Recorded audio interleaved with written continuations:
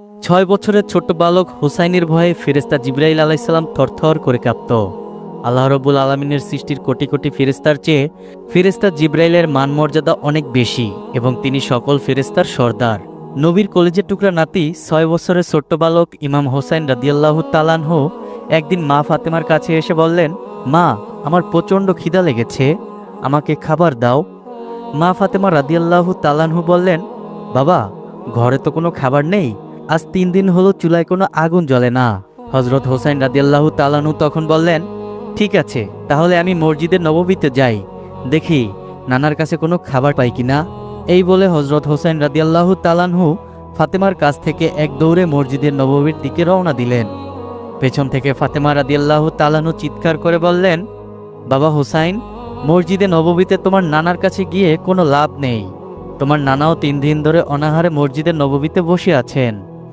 হজরত হোসাইন রাদিয়াল্লাহু তাআলা আনহু এক দৌড়ে মসজিদের নববীর দরজায় এসে দাঁড়ালেন এবং তিনি খেয়াল করে দেখলেন ভিতরে তার নানা বসে আছেন এবং তার নানার পাশে একজন সাহাবীও বসে আছেন। তাকেও দেখতে সুদর্শন ও দৃষ্টিনন্দন লাগছে। সে ছিল ফেরেশতা জিবরাইল আলাইহিসসালাম। সে তখন নবীজির কাছে ওহী নিয়ে এসেছেন। ফেরেশতা জিবরাইল আলাইহিসসালাম যখন নবীজির কাছে ওহী নিয়ে আসতেন, সাধারণত সাহাবী দাইয়াতুল কলবি রাদিয়াল্লাহু তাআলা আনহু এর রূপ ধরে আসতেন। হোসাইনকে মসজিদের নববীর দরজায় দাঁড়িয়ে থাকতে দেখে বিশ্বনবী তাকে কাছে ডাকলেন। হজরত হোসেন রাদিয়াল্লাহু তাআলা আনহু এক দৌড়ে গিয়ে নবীজির কোলে বসলেন এবং নবীজির দাড়ি মোবারকে হাত বুলাতে বুলাতে বললেন, ও নানা, আমার না প্রচণ্ড ক্ষুধা লেগেছে, আমাকে কিছু খেতে দাও নানা। নবীজি তখন অসহায় ও চিন্তা অবস্থায় বললেন, হোসাইন, গত 2 দিন ধরে আমিও কিছু খাই না, আমিও তোমার মতো না খেয়ে আছি, আমি তোমাকে কোথা থেকে খাবার দেব নানা। সঙ্গে সঙ্গে হোসেন রাদিয়াল্লাহু তাআলা আনহু নবীজির কোল থেকে এক দৌড় দিয়ে ফেরেশতা রাদিয়াল্লাহু তাআলা আনহু এর কোলে বসলেন। 6 বছরের ছোট বালক হোসেন রাদিয়াল্লাহু তাআলা আনহু ভাবলেন, এটা আমার নানার সাহাবী দাইয়াতুল কলবি। নানার সাহাবী ভেবে হোসেন রাদিয়াল্লাহু তাআলা আনহু ফেরেশতা জিবরাইল আলাইহিস সালামের কোলে গিয়ে বসলেন এবং ফেরেশতা জিবরাইল আলাইহিস সালামের দাড়িতে হাত বুলাতে লাগলেন। হযরত জিবরাইল আলাইহিস সালামকে হযরত হোসেন রাদিয়াল্লাহু তাআলা আনহু বললেন, ও নানার সাহাবী, আমার নানার যতগুলো সাহাবী আছে তারা যখন আমার কাছে আসে তখন তারা কিছু না কিছু হাদিয়া তো নিয়েই আসে, কিন্তু আমি প্রায়ই দেখি তুমি আমার নানার কাছে আসো, আমার নানাকে কি যেন তুমি বিড়বিড় করে বলতে থাকো, তারপর আবার সুযোগ বুঝে চলে যাও, কিন্তু কোনোদিনও তো তোমাকে দেখলাম না তুমি আমার নানার কাছে একটু হাদিয়া নিয়ে এসেছো। আজকে আমি হোসাইন তোমার কোলে বসেছি, যতক্ষণ তুমি আমাকে খাবার না দিবে ততক্ষণ আমি কিন্তু তোমার কোল থেকে নামবই না। এই বলে হজরত হোসেন রাদিয়াল্লাহু তাআলা আনহু হজরত জিবরাইল আলাইহিস সালামের কোলে ঘাপটি মেরে বসলেন। এই দৃশ্য দেখে বিশ্বনবী হজরত মুহাম্মদ সাল্লাল্লাহু আলাইহি সাল্লাম কি করবেন তা ভেবে পাচ্ছেন না। হজরত হোসেন রাদিয়াল্লাহু তাআলা আনহুর কথা শুনে হজরত মুহাম্মদ সাল্লাল্লাহু আলাইহি সাল্লাম বললেন, ও নানা ভাই, ও নাতি ভাই, ওর কাছে কোনো খাবার নেই, তুমি আমার কাছে আসো। নবীজির এই কথা শুনে হজরত হোসেন রাদিয়াল্লাহু তাআলা আনহু বললেন, না নানা না, আমি আজকে তোমার কাছে যাব না, আমি তোমার এই কৃপণ সাহাবীর কাছ থেকে আজকে খাবার আদায় করেই ছাড়ব। হজরত হোসেন রাদিয়াল্লাহু তাআলা আনহুর এই কথা শুনে নবীজি একটু চিন্তিত হয়ে পড়লেন। তিনি কি করবেন এইটা বুঝেই উঠতে পারছিলেন না, কেননা হোসেন রাদিয়াল্লাহু তাআলা আনহু যাকে কৃপণ বলেছেন তিনি হলেন আল্লাহ রব্বুল আলামিনের বিশেষ ফেরেশতা হজরত জিবরাইল আলাইহিস সালাম। নবীজি এটা ভেবে চিন্তিত হলেন, না জানি আমার আল্লাহ রব্বুল আলামিন হজরত হোসেন রাদিয়াল্লাহু তাআলা আনহুর উপর রেগে যান। তখন হজরত হোসেন রাদিয়াল্লাহু তাআলা আনহু ফেরেশতা জিবরাইল আলাইহিস সালামকে বললেন, হে নানার সাহাবী, কি তুমি কি আমাকে খাবার দিবে না? আমি 2 দিন ধরে কিছুই খাইনি। 6 বছরের ছোট্ট বালক হোসেন রাদিয়াল্লাহু তাআলা আনহুর এর কথা শুনে ফেরেশতা জিবরাইল আলাইহিস সালামের চোখ দিয়ে দরদর করে পানি পড়তে লাগলো। ফেরেশতা জিবরাইল আলাইহিস সালামের দাড়ি মোবারক ভিজে চোখের পানি টপ টপ করে পড়তে লাগলো। ফেরেশতা জিবরাইল আলাইহিস সালাম আল্লাহ রব্বুল আলামিনের কাছে তখন বললেন, হে মাবুদ, তুমি আমাকে এ কোন পরীক্ষায় ফেললে? তুমি তো ফেরেশতাদের খাবার খাওয়াকে হারাম করে দিয়েছ। খাবার কি এবং খাবার কিভাবে খেতে হয় আমি জিবরাইল তো জানি না, আমার কাছে খাবার কোথা থেকে আসবে? তোমার বন্ধুর নাতি হোসাইন আমার কাছে খাবারের জন্য বায়না ধরেছে। হে আল্লাহ, এখন আমি কি করব? তুমি আমাকে বলে দাও।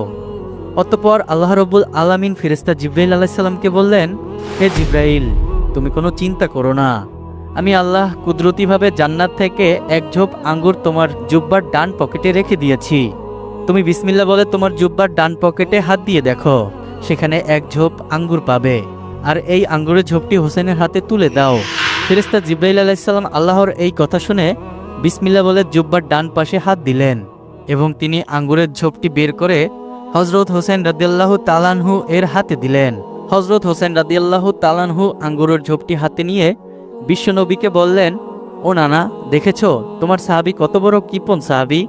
তুমি ক্ষুধা নিয়ে মসজিদে নববীতে বসে আছো, আমি ছোট্ট একটি বাচ্চা, আমি ক্ষুধা নিয়ে এখানে এসেছি, তার কাছে কতবার খাবার চাইলাম, কিন্তু সে আমাকে খাবার তো দিলই না, সে আঙ্গুর আবার পকেটে নিয়ে বসে আছে।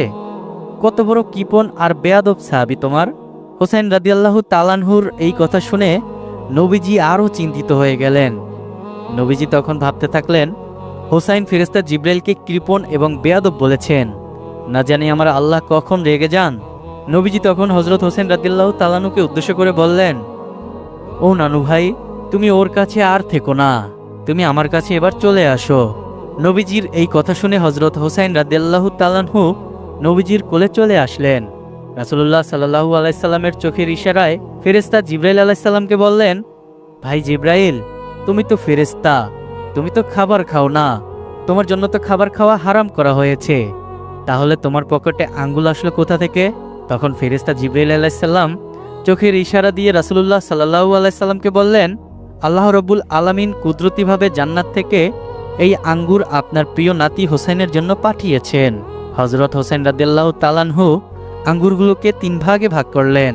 এক ভাগ রাসূলুল্লাহ সাল্লাল্লাহু আলাইহি সাল্লামের হাতে দিলেন, আরেক ভাগ ফেরেশতা জিবরাইল আলাইহিস সালামের হাতে দিলেন এবং আরেক ভাগ নিজের কাছে রাখলেন। হোসেন রাদিয়াল্লাহু তাআলা আনহু তখন বললেন, ও নানা এবং আমার নানার সাহাবী, তোমরা দুইজন আমার মুরব্বী, তোমরা দুজন আগে খাবার গ্রহণ করো, তারপরে আমি খাবো।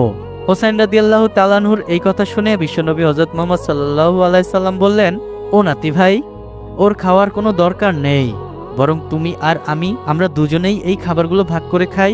কেননা রাসূল সাল্লাল্লাহু আলাইহি সাল্লাম ভালো করেই জানেন ফেরেশতা জিবরাইল আলাইহিস সালাম কখনো খাবার খায়নি এবং তারা কখনোই খাবার খায় না, কারণ আল্লাহ রাব্বুল আলামিন তাদের জন্য খাবার খাওয়া হারাম করে দিয়েছে। শুধু ফেরেশতা জিবরাইল আলাইহিস সালাম না, সমস্ত ফেরেশতাদের জন্য আল্লাহ রাব্বুল আলামিন খাওয়াকে হারাম করে দিয়েছেন। কিন্তু হযরত হোসেন রাদিয়াল্লাহু তাআলা আনহু বারবার একই বায়না ধরলেন। হোসেন রাদিয়াল্লাহু তাআলা আনহু বলতে লাগলেন, তোমরা দুজন আমার মুরব্বী, তোমরা দুজন যদি না খাও তাহলে আমি এই আঙ্গুর খাবই না। হোসেন রাদিয়াল্লাহু তাআলা আনহুর এইরূপ কথা শুনে ফেরেশতা জিবরাইল আলাইহিস সালাম আরও চিন্তিত হয়ে পড়লেন এবং আল্লাহকে ডেকে বললেন, হে মাবুদ, তুমি আমাকে এখন কঠিন পরীক্ষায় ফেলেছ। কিভাবে খাবার গ্রহণ করতে হয় আমি জিবরাইল তো জানি না, আমি তো কোনোদিন খাবার খাইনি, তুমি তো খাবার খাওয়াকে আমার জন্য হারাম করে দিয়েছ। সঙ্গে সঙ্গে আল্লাহ রব্বুল আলামিন আরশে আজিম থেকে বললেন, হে ফেরেশতা জিবরাইল, তুমি কোনো চিন্তা করো না, আমার প্রিয় বন্ধু আমার প্রিয় হাবিবের কলিজার টুকরার নাতি হোসাইন বায়না ধরেছে, তোমাকে খাবার খেতেই হবে। আমি আল্লাহ অনুমতি প্রদান করলাম, তুমি আঙ্গুরটা ছিঁড়ে তোমার মুখে দিয়ে দাও, বাকিটা আমি আল্লাহ দেখে নেব। অতঃপর আল্লাহর পক্ষ থেকে যখন হুকুম চলে আসলো, তখন ফেরেশতা জিবরাইল আলাইহিস সালাম আঙ্গুলের ঝোপ থেকে একটি আঙ্গুল ছিঁড়ে তার মুখে দিয়ে দিলেন। হযরত হোসাইন রাদিয়াল্লাহু তাআলা আনহু তিনি বিশ্বনবীর কলিজার টুকরা ছিলেন। হযরত হোসাইন রাদিয়াল্লাহু তাআলা আনহুর পা থেকে মাথা পর্যন্ত এমন কোনো জায়গা নেই যে জায়গায় রাসূল সাল্লাল্লাহু আলাইহি ওয়াসাল্লাম চুম্বন করেননি। হোসেন রাদিয়াল্লাহু তাআলা আনহুকে রাসূল সাল্লাল্লাহু আলাইহি ওয়াসাল্লাম অত্যন্ত ভালোবাসতেন। নবীজির সাহাবীগণ হোসেন রাদিয়াল্লাহু তাআলা আনহুকেও অনেক ভালোবাসতেন। ফেরেশতাগণেরাও হযরত হোসেন রাদিয়াল্লাহু তাআলা আনহুকে অনেক ভালোবাসতেন। মহান আল্লাহ রব্বুল আলামিনও হযরত হোসেন রাদিয়াল্লাহু তাআলা আনহুকেও ভালোবাসতেন। সকলের পছন্দের এবং ভালোবাসার এই মানুষটিকে কারবালার ময়দানে নিষ্ঠুর এজিদ কি নৃশংসভাবে হত্যা করেছে। মুসলমান হিসাবে আমাদের অন্তর থেকে সেই নিষ্ঠুর এজিদদের জন্য ধিক্কার এবং লাঞ্ছনা থাকবেই। তো বন্ধুরা, এই ছিল বিশ্বনবীর কলিজার টুকরার নাতি হযরত হোসেন রাদিয়াল্লাহু তাআলা আনহু ও হযরত জিবরাইল আলাইহিস সালামের সুন্দর একটি ঘটনা। আশা করছি আজকের এই ঘটনাটি আপনাদের সবার অনেক ভালো লেগেছে। যদি বন্ধুরা আজকের এই ভিডিওটি ভালো লাগে তাহলে অবশ্যই ভিডিওতে একটি লাইক এবং কমেন্ট করে আপনার সুন্দর মতামতটি জানিয়ে যাবেন। তো দেখা হবে পরবর্তী কোনো এক ঘটনা নিয়ে। সেই পর্যন্ত সবাই অনেক ভালো থাকবেন, সুস্থ থাকবেন এবং নিজেদের দিকে খেয়াল রাখবেন। আসসালামু আলাইকুম।